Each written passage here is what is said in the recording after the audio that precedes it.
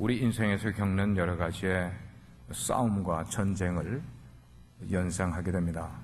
그 말은 우리가 인생을 살면서 여러 가지 난관과 싸움과 혹은 전쟁과 같은 큰 어려움을 겪게 될 때 여호수아서를 우리가 잘 이해를 하게 되면은 그 속에서 나오는 많은 싸움의 이야기가 나오는데 이것을 통해서 우리의 인생에서 어떻게 응할 수 있는가 하는 지혜를 이 말씀 가운데서 얻을 수 있기 때문에 여호수아는 우리에게 무척 유익한 책입니다. 하나님께서 우리 1장에 보면은 시작할 때 하나님께서 모세로부터 리더십을 여호수아에게로 이양을 시킵니다.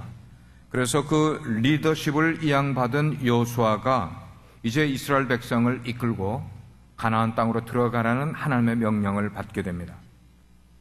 그러면서 백성들에게 여호수아를 통해서 하나님이 두 가지의 명령을 준비를 시키고 있어요. 오늘 읽은 10절 말씀에 보니까 여호수아는 백성들에게 먼저 양식을 준비하도록 명령을 나릅니다. 또 다른 한 가지는 두 지파 반, 르우벤 지파, 갓 지파, 그리고 므낫세 반 지파, 너희들은 모세와 함께 너희들이 이미 약속을 했던 그 가나안 땅이 아닌 요단 동편. 자, 여기를 한번 보시기 바랍니다. 여기서 여기까지가 지금 요단강이라고 이야기하면 여기 요단 동편이에요. 그리고 요단강을 건너가면은 여기가 가나안 땅이 되는 거예요. 예루살렘은 이쪽에 있습니다.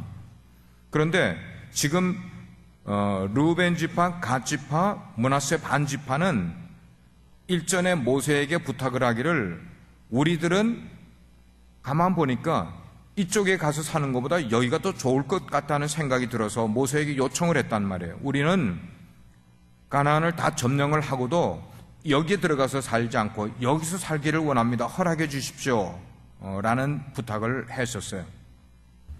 그래서 그 허락을 받게 되고 나서 가나안 땅이 아닌 이 요단 동편에 머물렀다가 이제는 우리가 이 땅을 차지하라고 그 다음에 여호수아를 통해서 그거를 약속을 확인을 시켜주는 겁니다. 그 대신에 너희 두 지파 반이 너희들이 여기 그냥 머물러 있으면은 다른 12지파 가운데 두 지파 반을 뺀 지파들로만 가나안을 점령할 때에 힘이 딸릴 수가 있으니까 너희들이 먼저 선발대를 여기로 먼저 보내서 그 다음에 들어오는 그 8지파 반 지파들이 가나안을 점령하는 그 전쟁 할 때에 너희들이 먼저 가서 그들을 도와주라고 이야기를 하는 것이에요. 선발대로 나설 것을 명령을 하는 거예요. 우리가 신앙생활을 하다가 보면은 하나님이 우리에게 무언가 명령하실 때가 있어요. 그런데 그 명령하실 때마다 하나님의 원리가 그 명령 속에 숨어 있는 것을 우리는 알아야만 합니다. 하나님이 우리에게 어떤 큰 일을 명령하실 때도 하나님의 원리가 그 속에 숨어 있고 하나님이 우리에게 어떤 작은 일을 명령을 하실 때도 그냥 명령으로 끝나는 것 아니라 그 속에 명령 속에 하나님의 원리가 포함되어 있다는 거예요. 숨어 있다는 것이에요. 이거를 아는 사람은 인생을 살 때 커다란 지혜를 얻을 수 있게 되는 것이에요. 그 원리를 우리가 제대로 붙들게 되면은 우리는 인생에서 한 번의 승리가 아니고 지속적인 컨티뉴잉 하는 그런 승리를 우리는 맛볼 수 있게 되는 거예요.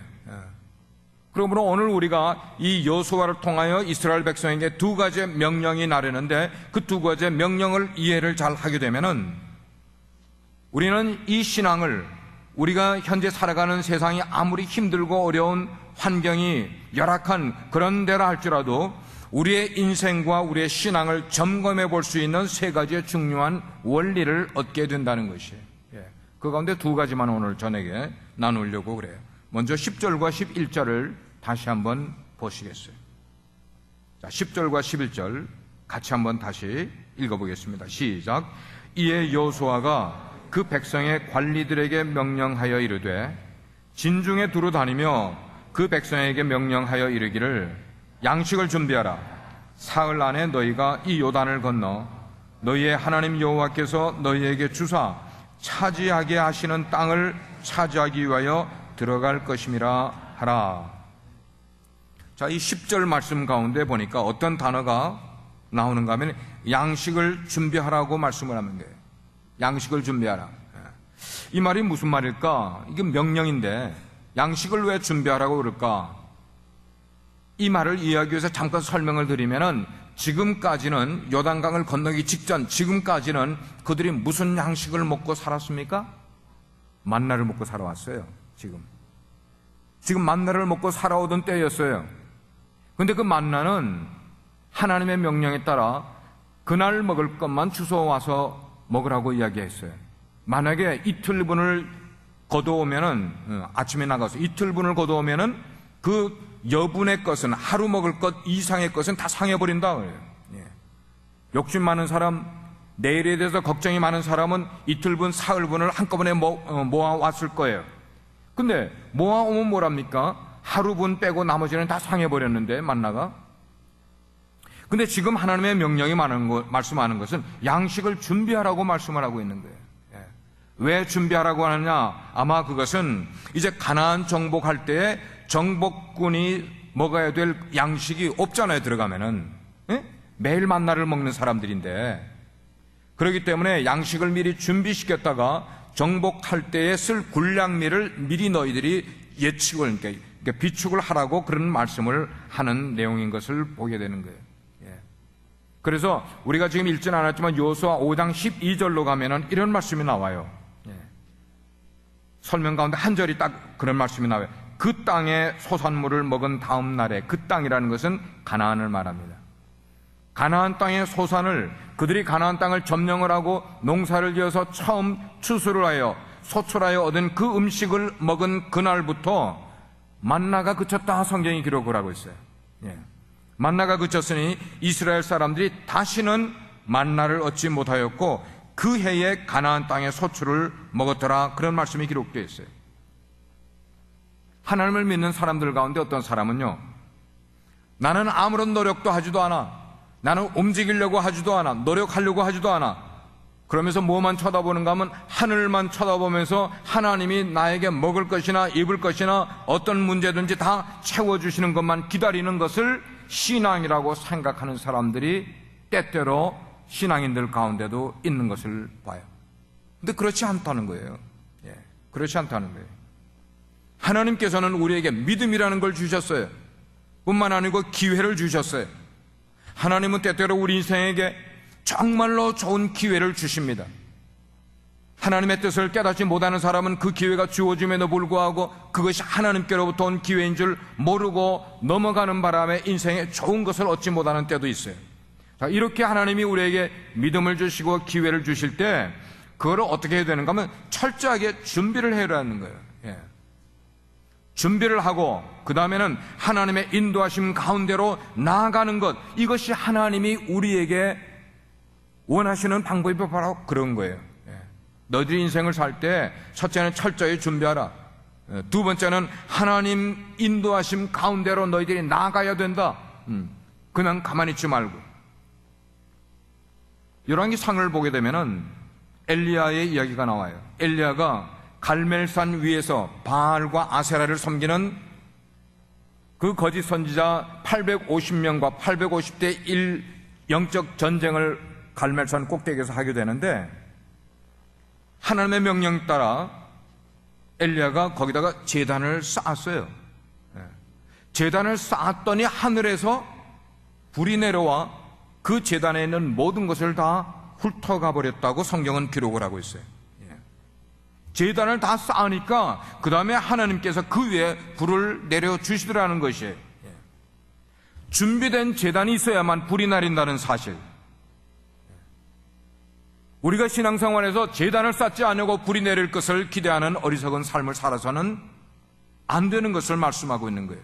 그 말은 우리가 해야 할 일들을 우리가 준비를 다 한 다음에 하나님의 역사를 기대를 해야지, 우리가 준비할 부분도 준비하지 않으면서 하나님의 역사만 내 삶 가운데 크게 임하기를, 하나님이 크게 임하여 주시옵소서, 하나님이 크게 넘치게, 그게 어떻게 나오냐는 것이, 우리가 준비할 것을 철저히 준비를 해야만 된다는 것이.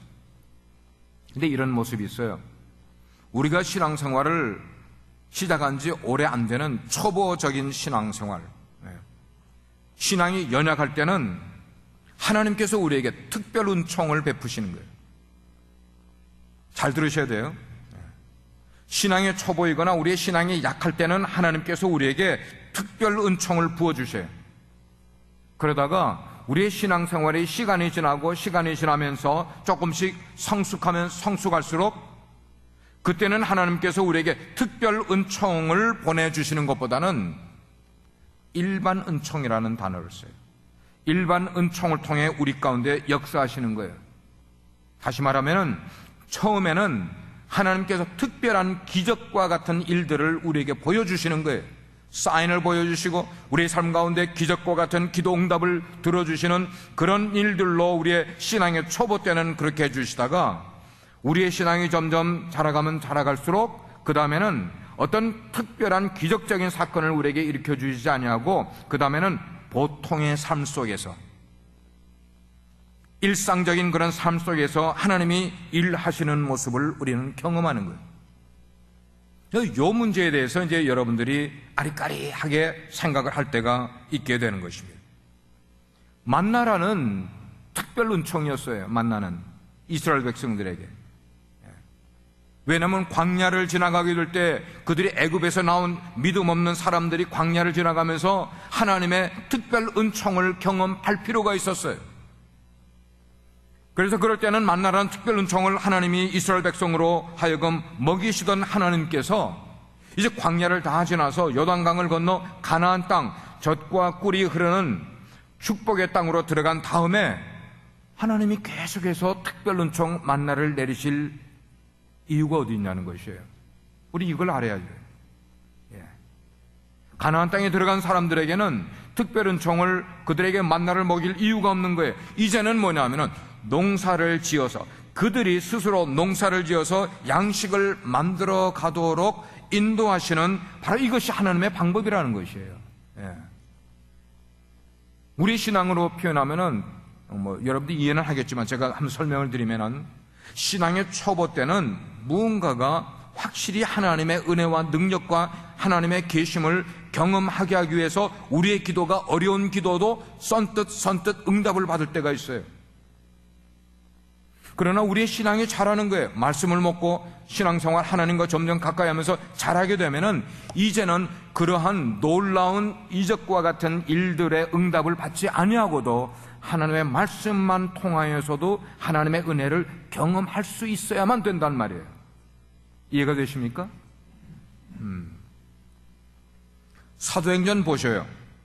사도행전 1장, 2장, 3장, 4장에서 한 4장 정도까지 보면은 초대교회가 처음으로 태동되는 그런 순간에는 초대교회에 얼마나 놀라운 역사들이 일어났냐고요. 기적들이 얼마나 많이 일어났냐고요. 말할 수 없는 기적. 교회에서 이런 놀라운 일들이 일어나다니, 그런 기적들이 막 일어났었는데, 그런데 사도행전이 6장, 7장으로 넘어가면서 시간이 흐를수록 하나님의 역사와 하나님의 증거, 기적, 이런 것들은 나오지 않냐고, 그 대신에 뭐예요? 하나님의 말씀의 원리로 기적이 대체되고 있는 모습을 우리는 발견해야만 돼요. 이게 신앙이 무르익은 사람, 성경을 제대로 깨달아가는 사람들이 성경을 통해 알게 되는 깨달음이 바로 그거예요. 사도행전 시작 때는 교회가 태동될 필요가 있었기 때문에, 오늘날로 말하면은 선교지로 이야기할 수 있어요. 여러분, 선교지에는 오늘날도 하나님의 이적이 얼마나 많이 일어나는지 몰라. 선교사님들의 그 보고서를 보면은 교회에서는 5년에도 10년에도 한 번도 일어나지 않을 그런 기적들이 선교지에서 막 아직도 일어나고 있단 말이에요. 왜? 교회가 세워져야 되기 때문에, 복음이 들어가야만 되기 때문에. 즉 말씀대로 순종하는 그런 성숙한 것을 하나님이 우리의 신앙생활 속에 요구하시는 것을 보게 돼요. 따라서 누군가가 신앙생활을 하면서 계속해서 그의 마음 가운데, 기도 가운데 기적, 하나님이여 저에게 기적이 일어나기를 원합니다, 하나님이여 기적이 일어나기를 원합니다 라고 외치는 사람이 있다면 그 사람의 믿음은 아직 성숙한 믿음이라고 볼 수가 없는 것임을 우리는 말씀을 통해 알게 됩니다. 눈에 보이는 기적을 보여줄 때 믿지 않을 사람이 어디 있겠어요? 믿음이 필요합니까? 필요치 않아요. 기적을 보여줄 때는 믿음이 필요치 않아요. 왜? 보면 다 믿어지니까. 그러나 믿음은 보이지 않는 그런 순간에도 하나님의 전능하심을 내가 신앙생활 처음 할 때 경험했던 그 모습 그대로를 믿을 수 있는 바로 그것이 우리에게 필요한 믿음인 것을 성경은 말씀하고 있는 거예요. 그래서 늘 신앙생활을 체험에만 의존하는 사람은 시련이 올 때에 그 시련을 견뎌내기가 무척 어려워질 거예요. 아무리 오래 예수를 믿어도 계속해서 체험만을 요구하고 체험만을 간절히 사모하는 그런 신앙생활을 하는 사람은 믿음의 초기 단계를 벗어나지 못하는 것임을 우리는 알게 되는 것입니다. 그러니까 우리가 여호수아를 통해서 깨닫게 되는 것은 이제는 우리는 기적의 삶에서부터 이제는 일상의 삶으로 변화되는 것을 수용하는 것이 곧 믿음이라는 것을 우리가 깨닫고 믿음 생활을 바르게 할 필요가 있게 되는 것이에요. 가끔 보면은 우리 주위에서 저 사람은 믿음이 아직도 연약한 사람임에도 신앙생활을 시작한 지 오래되지 않은 사람임에도 불구하고 그 사람들이 드리는 엉뚱한 기도가 응답받고 있는 것을 우리는 볼 때가 있어요. 그 사람이 정말로 날씨의 변화를 요청을 할 수밖에 없는 상황 때 하나님께 요청을 하는 거예요. 하나님 날씨를 어떻게 변화시켜 달라고 말해요. 근데 이상하게 그 날씨 변화가 되는 그것이 응답을 받는 거예요. 하나님, 내가 이 사람을 꼭 만나야 되는데 내가 지금 만날 길이 없습니다. 그런데 하나님, 그 사람을 만날 수 있게 해주십시오라고 초신자가 기도를 했는데 언뜻 만날 수 없는 상황에 있던 사람을 만나게 만들어주는 거예요. 그런 일들이 병 고침에서도 마찬가지고, 심지어는 다급하게 돈이 필요한데 그 다급한 돈, 사람들에게 어떻게 하기가 참 어려운 그런 상황이었는데도 하나님께 믿음을 가지고 기도를 했는데 갑자기 그에게 돈이 생긴 거예요. 이런 일들을 누가 겪는가 하면 초신자, 믿음이 연약한 사람 가운데 이런 일들을 겪고 그것을 간증하는 이야기들을 우리는 종종 듣게 된단 말이에요. 그런 일들을 누구가 하면 신앙생활을 오래 한 사람들에게서 나오는 게 아니라 초신자들 가운데서. 그런데 아이러니하게도 말이죠, 신앙생활을 오래 한 사람 가운데 나는 예수를 믿는 지 지금 10년이 됐는데도 불구하고 저런 거 한 번도 나는 응답받아 본 적이 없네. 웬일이지? 이렇게 말하는 사람이 있다면 오늘 말씀을 들으면서 깨달으셔야만 되는 거예요. 하나님께서는 우리가 신앙이 성숙하면은 그 다음에는 처음에 기적과 같은 것으로 그의 마음을 사로잡았던 하나님이 이제는 그런 방법이 아니라 우리의 일상의 삶을 통하여서 하나님의 말씀의 원리로 인도하시는 하나님이심을 우리는 깨닫게 되는 것이에요. 그러면 왜 하나님께서는 왜 일반 은총으로 부어주시기를 원하시냐는 거예요. 신앙생활을 오래 한 사람들에게는. 왜 그 신앙생활을 오래 한 사람들에게도 특별 은총을 좀 주셔서 그냥 번쩍번쩍 하기도 하고 말이죠, 뜨끈뜨끈 하기도 하고 말이죠, 좀 그런 식으로 하시면 좋겠는데 왜 그렇게 하지 않으시냐는 거예요. 때때로 우리의 믿음을 하나님이 테스트하기를 원하세요. 하나님께서 광야를 건너가는 이스라엘 백성들에게 만나를 주셨다는 것은 누구나 믿고 확신할 수가 있는 일이에요. 그러나 그 상황을 지나서 그 다음에 가나안 땅으로 들어간 다음에, 그래서 그들이 농사를 짓고 난 다음에, 그래서 그들이 농사를 짓고 소출을 얻은 다음에도 이것이 하나님의 은혜로 얻은 것입니다 라는 그런 믿음을 가지는 것은 쉬운 일이 아니라는 것입니다. 여러분 깨달아지세요?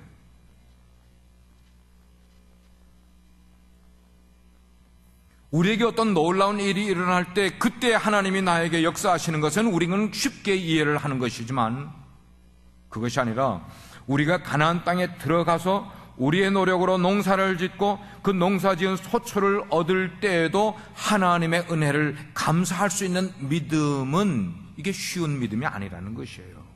그런데 하나님은 우리로 하여금 이제는 그런 믿음을 갖기를 원하시는 거예요. 그러고 보니까 믿음은 감사로구나. 믿음은 감사로구나. 우리의 일상 생활 속에서 하나님이 부어주시는 그 하나님의 능력. 예를 들면 목사인 저도요, 제가 전도사 때나 아니면 목회를 시작한 지 얼마 안 됐을 때는 목회를 하는 걸 열심만 가지고 나갔어요. 얼마나 열심히 했는지 몰라. 밤낮 없이 그냥 돌아다녔어요. 목회에 모든 걸 다 쏟으면서 했어요. 정말 그렇게 할 때에 순간순간 하나님께서 부족한 저를 통해서 역사하시는 것을 제가 경험을 여러 번 했단 말이에요. 그때의 제 설교를 제가 한 설교를 한 지 한 15년쯤 후에 옛날에 그 CD가 아니고 테이프, 그거를 들어보니까 얼마나 제가 제 설교를 들으면서 부끄러웠는지 몰라요. 설교도 제대로 하지 못하던 때에. 근데 그 설교를 들으면서 우리 성도님들이 은혜를 받고 변화가 일어나는 것을 제가 경험했단 말이에요.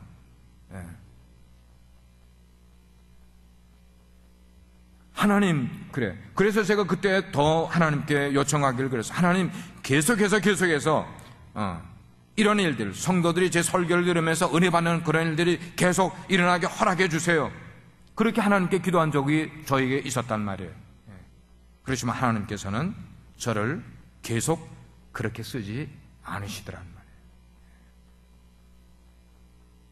이제는 저의 일상의 삶 가운데 하나님께서 은혜를 베풀어 주시고 제 일상의 삶 가운데 이것이 저에게 관건인 것을 저로 하여금 깨닫게 만들어 주셨어요. 그렇습니다, 여러분. 우리가 기도해야 하고 말씀을 연구해야만, 그래야만 주님께서 우리의 삶 가운데 동행해 주세요. 그럴 때에 하나님께서 일상의 삶을 통해서 여러분들을 변화시키시며 그리고 여러분들을 든든하게 세워주시는 것이에요. 그러므로 우리가 신앙생활을 하면서 하늘에서 직접 내려오는 만나가 아니라 할지라도요, 왜? 만나는 광야를 지나갈 때에 이스라엘 백성에게 주시던 거지, 가나안 땅에서 들어간 다음에도 계속해서 하나님이 만나를 주시지 않았다는 것을 우리는 의미적으로 깨달아야만 되는 것이에요. 하나님께서는 평상시에 우리에게 일자리가 없을 때 일자리 허락해 주시는 것도 기적입니다. 하나님이 한 달이 지나면 회사로부터 월급을 받을 수 있게 되는 것도 하나님의 우리를 향하신 일반 은총이에요. 우리가 어떤 병에 걸렸다가 일어납니다. 물론 약을 먹었어요. 그러나 그 속에 하나님의 일반 은총이 우리 가운데 임하는 것, 그래서 우리가 그런 적은 일들이 우리 가운데 일상생활 속에서 일어나는 한 가지 한 가지도 감사할 줄 안다면은 그 사람은 믿음 있는 사람이라는 것이에요. 이해가 잘 안 되세요? 오늘날 신앙생활을 하는 사람들이 가나안 땅에 들어와 있으면서 아직도 광야에서 먹던 만나를 찾는 사람이 너무 많다 이 말이에요, 제 말은. 이해가 되세요? 이제는 가나안 땅에 들어왔으면 가나안 땅에 들어온 만큼의 신앙을 가지고 특별 은총이 아닌 일반 은총을 가지면서도 한 가지 한 가지를 하나님께 그때그때 감사할 줄 아는 이런 사람이, 이게 바로 믿음 있는 삶이라는 것을 성경이 우리에게 말씀해 주고 있는 거예요. 그러므로 가나안 땅에 들어온 사람의 삶은 일상에 강해야 된다는 말이에요. 믿으시면 아멘 하세요. 여러분들 지금 이거를 이해를 잘 못하고 아멘 하고 계세요. 가나안 땅에 들어온 신앙인들은 이제는 일상에 강해야 된단 말이에요. 이 일상에 강해지기 위해서는 평범한 일에서 하나님께 순종하는 삶을 살 줄 아는 것이 우리 일상에 강해지는 삶의 모습인 거예요. 평범한 것에도 하나님께 순종하는 삶을 살아가는 거예요. 예를 들면 우리 교회에서 주빌리 예배를 허락해 주셨어요. 그러면 이 주빌리 예배와 같은 매주 수요일에 드림에도 불구하고 이 수요일 날 내가 여기 나와 있다는 이 사실을 하나님께 정말로 마음 가운데, 하나님 정말 감사합니다. 저에게 이 수요 주빌리 예배를 통해서 저의 영을 하나님이 리프레시 만들어주시고 리뷰얼도 만들어주시고 리바이브 해주시게 하는 이런 일들을 해주시는 것 하나님 감사합니다 라는 것을 매 수요일 나올 때마다 내가 감사할 수만 있다면 이것은 일상이 강한 신앙생활을 하는 사람이에요. 믿으십니까? 그렇게 하고 계세요? 우리 교회 집사님이기 때문에 나오시지 않았어요?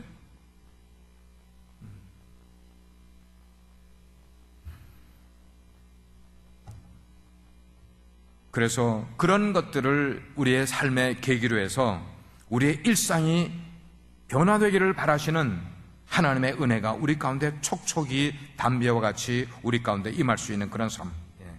그렇다면 특별한 일이 아닐 때도, 특별한 절기가 아닐 때도, 특세 기간이 아닐 때도 우리의 일상 가운데서 하나님과 어떻게 하면 더 동행할 수 있을까? 어떻게 하면 하나님과 더 가까이 할 수 있을까? 라는 이 원리를 우리가 붙들고 나아감으로 하나님이 특별한 은혜를 경험할 수 있는 여러분 되기를 주의 이름으로 축원합니다. 그거예요. 일상의 삶에서 하나님의 은혜를 특별 은총처럼 경험하며 살아갈 수 있도록 그렇게 영적으로 예민해질 수 있는 그런 삶. 두 번째는 장기적 안목의 원리라는 것이 있어요. 자, 13절 말씀을 보겠습니다. 13절 말씀 같이 한번 소리내서 읽겠습니다. 시작.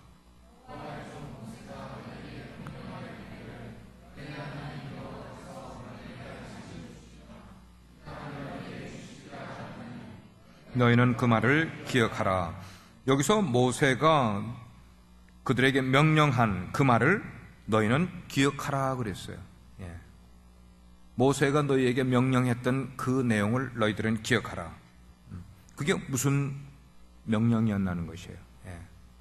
아직 가나안 정복을 보지 못하고 죽은 그런 모세의 생전에 이 두 지파반, 르벤 지파와 갓 지파와 그리고 므낫세 반 지파, 이 사람들이 모세에게 요청을 했단 말이에요. 지금 여호수아에게 요청한 거 아니야. 지금 여호수아이지만 모세 때에 요청했던 이야기를 지금 여호수아가 지금 리마인드 하면서 지금 쓴 내용이에요. 요청한 내용이 뭔가 하면 우리는 가나안 땅에 들어가지 않고 이 요단 동편에 그냥 머물게 해달라는 것이에요. 이유가 있었겠죠. 사람들은 손해보는 장사하지 않잖아요. 손해보는 장사하지 않잖아요. 가만 이 사람들이 요단강을 건너기 전에 지금 머물러 있는 것을 가만 보니까 풀이 참 많아. 이 사람들은 특별히 르우벤 지파와 갓 지파, 므낫세 반 지파, 이 지파들은 목축업을 하는 그런 부족들이었어요. 근데 이 사람들이 가만 보니까 이 요단 동편이 목초지로서 더 풍부하고 그리고 양들을 가축을 치기에 더 적당하다고 생각을 한 거예요. 그리고 우리가 정착하기에 여기가 더 좋을 것 같다. 요단강을 건너 가나안 땅에 들어가서 괜히 우리가 전쟁하고 뭐 하고 그러는 것보다 여기서 있는 게 더 좋겠다. 그렇게 요청을 모세에게 했어요.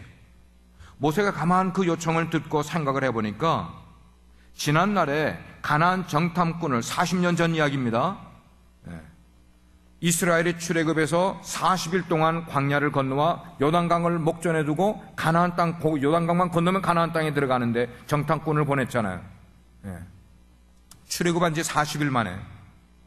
근데 이 정탐꾼들이 들어갔다 나와서 10명의 정탐꾼들이 부정적인 보고를 하는 바람에 백성들이 다 나자빠진 거예요. 다 나자빠졌어.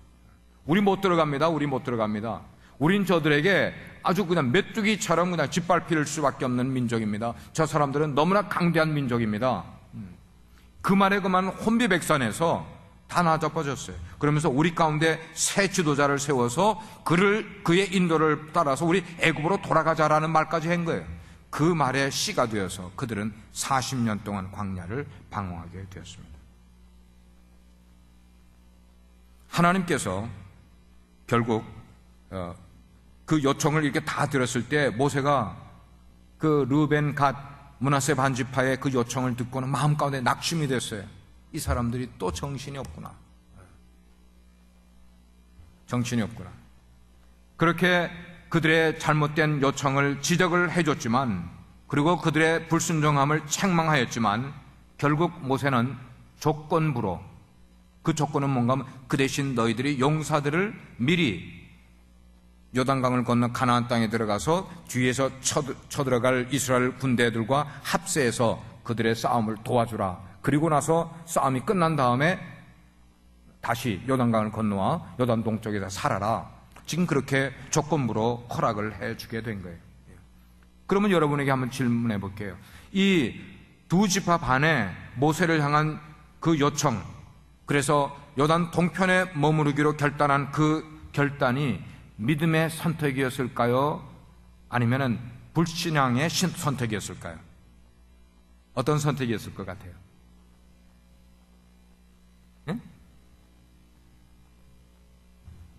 요단강을 건너지 않고 요단 동편에 머물러 살게 된 그들이 믿음의 선택이었습니까? 아니에요. 그것은 절대 믿음의 선택이 아니었어요. 하나님께서 아브라함과 이삭과 야곱 누누이 하나님의 약속은 그 약속의 땅이 어디였습니까?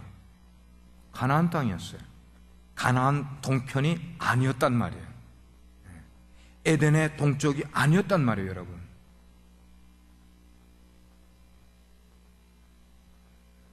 하나님께서 이스라엘 백성에게 약속하신 땅은 요단 서편이었습니다. 가나안 땅이었어요. 요단 동편이 아니었습니다. 그런데도 불구하고 이 두 지파는 하나님의 약속을 거슬려서 눈에 보이는 현실, 그 뭔가요? 여기에 지금 풀이 많다 이거예요. 하나님의 약속보다 중요한 것이 그들의 현재 눈에 보이는 현실, 그 풍요를 쫓아 그들은 결정을 하게 된 거예요. 이건 일종의 그들에 대한 시험이었고, 때때로 신앙생활을 하는 우리에게도 이런 시험이 온다는 것이에요. 아니, 여러분 여러 번 겪었을 거예요, 이미. 하나님의 약속은 여러분에게 이미 나렸는데 그 하나님의 약속은 잊어버리고 현실에 보이는 더 풍요로워 보이고 더 화려해 보이는 것을 여러분들이 선택한 적이 분명히 있었을 것이에요. 앞으로도 그런 선택이 올 수가 있다는 것이에요. 자, 인간적인 시각으로 보게 될 때 하나님의 약속은 굉장히 초라해 보입니다. 초라할 뿐만 아니고 별것 아닌 것 같아 보이는 거예요. 그리고 우리 눈에 보이는 현실, 내 주변에 있는 그런 것들, 세상적인 것들, 이런 걸 보니까 너무 화려한 거야. 저걸 선택하면 나에게 너무나 확실하게 보일 것 같은 그런 생각이 나의 눈에 들리는 거예요. 그럴 때 우리는 어떤 결정을 하게 되냐는 것입니다. 어떤 결정을 하게 될까? 우리는 눈에 보이는 그대로의 결정을 할 때가 많이 있는 것이 우리의 모습이에요. 자, 그럴 때 오늘 읽은 말씀이 우리에게 주는 원리는 믿음의 눈으로 바라보고 믿음으로 결정하라는 말씀입니다. 아멘.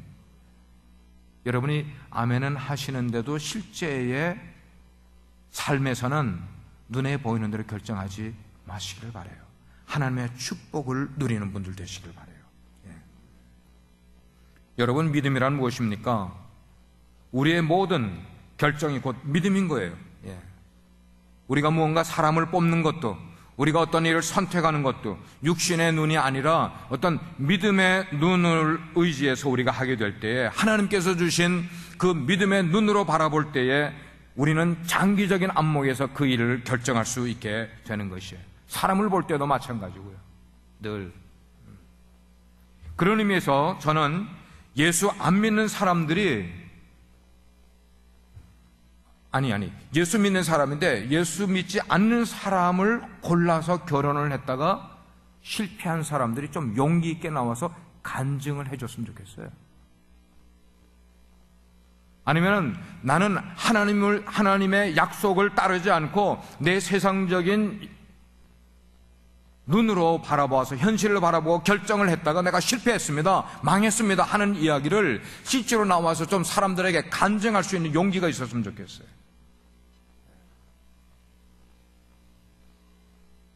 제가 이 교회를 목회를 하면서 우리 성도님들 가운데 몇 분들이 충분히 기도하지 않고 사업에 결정을 한 다음에 그 사업이 망했어요.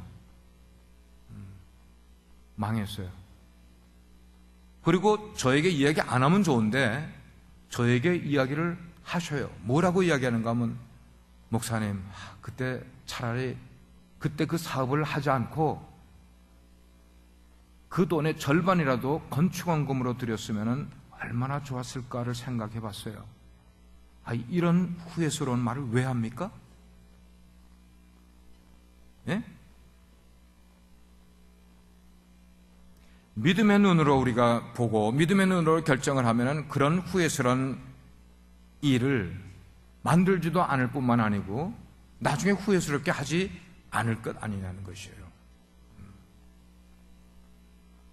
그래서 우리는 때때로 우리의 실패를 사람들 앞에 간증할 용기가 필요해요. 내가 그때 이렇게 결단을 했기 때문에 나는 이렇게 망했습니다. 그 말은 뭔가 여러분들은 그렇게 하지 마십시오라는 이런 용기 있는 간증이 우리 가운데 사실 필요하다는 말입니다. 그러므로 우리가 앞으로 인생을 살아가게 될 때 앞으로도 여러 번의 중요한 결정들을 하며 살아갈 우리들이 어떻게 결정을 해야 될까? 육신의 안목으로 결정 내릴 것이 아니라 하나님 앞에서 내리는 올바른 믿음의 결정만이 우리가 걸어가야 될 온전한 길임을 우리는 깨닫게 되는 겁니다. 르우벤 지파 그리고 갓 지파와 같이 믿음의 눈으로가 아닌 육신의 눈으로 본인은 그대로 결단했다가 실패한 인생, 그런 삶을 살아가는 사람들이 우리 그리스도인 세계 속에서도 신앙 공동체 속에서도 많이 있다는 말이에요. 창세기 13장에 보면은 롯이 나와요. 롯은 아브라함의 조카예요. 근데 아브라함과 롯이 서로가 양을 많이 쳤어요. 양을 많이 치다 보니까 그 양을 치는 종들이 물을 먹이러 한 곳으로 이렇게 우물로 모였다가 이 종들끼리 막 싸움을 하는 일들이 생기라는 거예요. 그러니까 삼촌하고 조카가 뒤에서 나중에 알고는 너하고 나하고 이런 일들로 인해 서로 의가 상하면 안 될 테니까 우리가 양들이 더 많아지기 전에 땅을 정해서 우리가 거처를 따로 정하자. 그럴 때 아브라함이 조카 롯에게 이야기를 합니다. 롯아, 네가 먼저 결정을 하려무나 네가 동하면 난 서하겠고 네가 남하면 난 북하겠다. 그렇게 결정권을 롯에게 줬어요. 자, 그러면은 롯이 하나님께 믿음을 가지고 기도해 봤었어야죠. 하나님, 삼촌이 나에게 이런 좋은 제안을 프로바이드를 해주는데 하나님, 제가 어디를 선택하는 게 좋겠습니까? 라고 하나님께 물어보고 하나님의 응답을 듣고 결정을 했으면 얼마나 좋았겠어요. 그런데 롯은 현실에 눈에 보이는, 그래서 물이 풍성하고 애굽 땅과 같이 물이 풍성하고 목초가 좋은 그 땅, 그곳이 바로 소돔과 고모라 땅이었습니다. 소돔과 고모라 땅. 그 소돔과 고모라 땅이 나중에 멸망받고 그것이 뭐가 됐어요? 사해바다가 됐어요.